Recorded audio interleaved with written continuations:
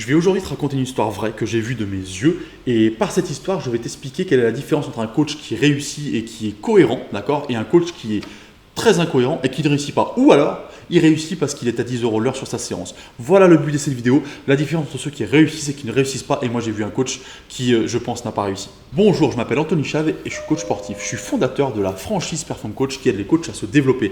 Voilà pourquoi je me suis permis, j'allais dire, de juger un comparse parce que du coup, je t'explique l'histoire, ça sera plus simple. Je suis allé courir il y a quelques temps autour d'une piste en fait, près de ma salle, et du coup, il y a des tribunes, voilà. Et j'ai vu du coup un coach avec des coachés qui étaient avec lui, 3 coachés pour être exact. Bah là, ma curiosité l'a emporté. J'ai fait ma séance de course autour de la piste, mais en même temps, j'ai pas pu m'empêcher de jeter un coup d'œil. Et ce que j'ai vu m'a atterré complètement. Voilà. Je t'explique pour moi ce qui est scandaleux, c'est que déjà, dès que je suis arrivé, j'ai vu des gens qui étaient alors sur des tribunes en béton complètement. Ça, à la limite, si tu veux faire des montées et tout, pourquoi pas, mais c'était pas le but. Des tribunes en béton et surtout avec un tapis chacune. Un tapis chacune, c'est les tapis que t'enroules qui font ça d'épaisseur là, qui font ça d'épaisseur. Parfait pour le dos, bien entendu.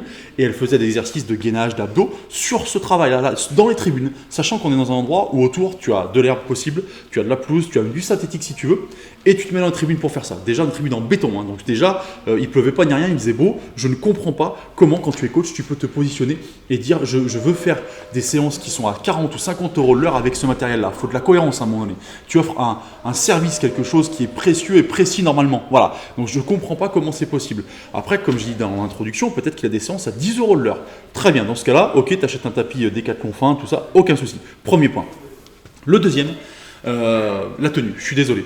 Quand tu es coach sportif, oui, tu dois être habillé en jogging déjà, pas en jean, ça c'est sûr, il n'était pas en jean, je vous rassure, mais tu dois être quand même avoir une certaine tenue professionnelle pour moi, c'est important. Et oui, c'est important d'être professionnel quand tu es coach sportif, ce n'est pas un métier que tu fais à la légère. Et pourtant, et là je veux dire que la tenue était en jogging, oui, mais le jogging que tu mets à toi en pyjama le dimanche, voilà, je suis désolé de dire ça, pardon, mais voilà. Donc du coup ça je comprends pas non plus comment tu peux véhiculer une image correcte, surtout qu'il n'y avait aucun indice dessus.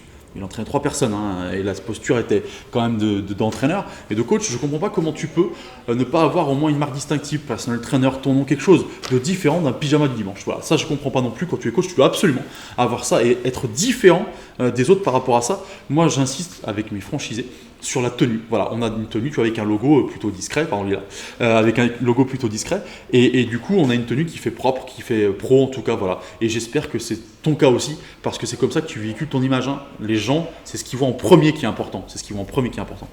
Point suivant, et là on parle un peu plus de technique. Bon, les abdos. Bon, alors tu fais les abdos que tu veux, par contre tu corriges. Tu corriges. Les dos voûtés comme ça, là, parce que les 2 pieds sont en l'air comme ça ici, tu corriges. Eh ben non, aucune correction, les dos courbés, etc., posés à côté de la tribune comme ça, et à juste rien dire, pas bouger. Je ne comprends pas comment quand tu es coach, tu peux rester comme ça pendant 3 quarts d'heure sans bouger, à pas trop parler, à pas trop corriger. Quand tu es coach, tu as aussi une image à avoir et tu as aussi un devoir. Le devoir, c'est que les gens ne se blessent pas, et ton devoir, c'est d'apprendre aux gens quelles sont les bonnes postures. Voilà. Donc c'est pour ça que cette vidéo, tu vois, elle est un peu plus énervée d'habitude, parce que cette image-là, ça arrivait il n'y a pas longtemps, mais je l'ai bien en tête, et je trouve ça incohérent.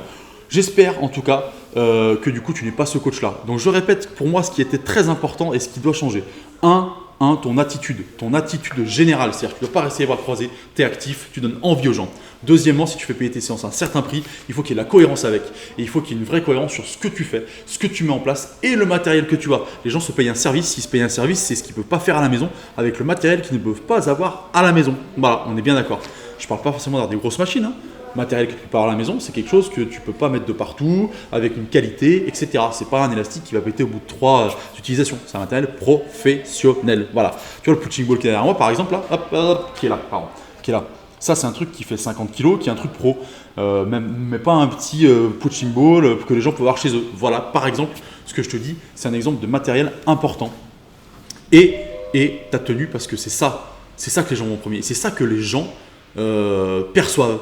Ils te voient, ils se disent lui il fait pro, il fait pas pro. Quand ils voient, déjà ils doivent avoir un premier coup d'œil, ils doivent savoir s'ils peuvent te faire confiance. Mets-toi à la place du client de temps en temps, je dis souvent ça. Tu arrives chez où tu veux, à Darty par exemple, et tu vois le magasin qui est pas propre, tout dégueulasse, tout cassé. Bah tu repars. Et bah c'est pareil, c'est le même principe. Voilà, c'était mon mini coup de gueule d'aujourd'hui, parce que du coup c'est une histoire vraie que je te raconte et qui m'a sidéré. J'espère que tu n'es pas ce coach-là, mais je doute que tu es un autre coach, un vrai coach sportif. Et dans ce cas-là, je te souhaite une bonne continuation à toi. Dernière information, si tu veux être accompagné, si tu veux être suivi, si tu veux faire partie d'un groupe, si tu veux justement ne pas commettre ces erreurs-là et savoir comment faire pour te différencier, je te mets le lien en dessous de la franchise Perform Coach qui te permet d'évoluer et de gagner ta vie et surtout être accompagné au quotidien pour réussir en tant que coach sportif et gagner ta vie très correctement. Voilà, bonne journée à toi, à bientôt.